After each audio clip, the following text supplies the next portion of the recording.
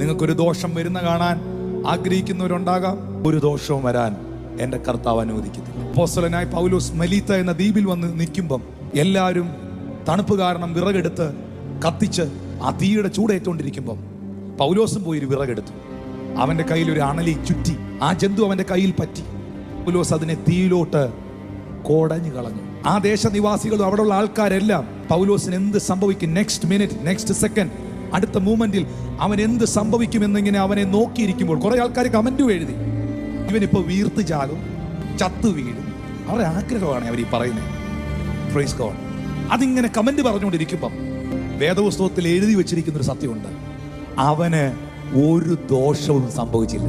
നിനക്ക് എന്നാ പറ്റുമെന്ന് നോക്കിയിരിക്കുന്നവരുടെ മുൻപിൽ ഇന്ന് പകൽ വിശ്വസിക്കുന്നവരോട് പറയുന്നു, നിനക്ക്, നിന്റെ തലമുറയ്ക്കും നിന്റെ കുടുംബത്തിനും ഈ പുസ്തകം എടുത്ത നിനക്ക് ഒരു ദോഷവും സംഭവിക്കാൻ അവൻ അനുവദിക്കത്തില്ല. വിശ്വസിക്കുന്നവർക്കായി ഞാൻ ദൈവത്തെ സ്തുതിക്കുന്നു.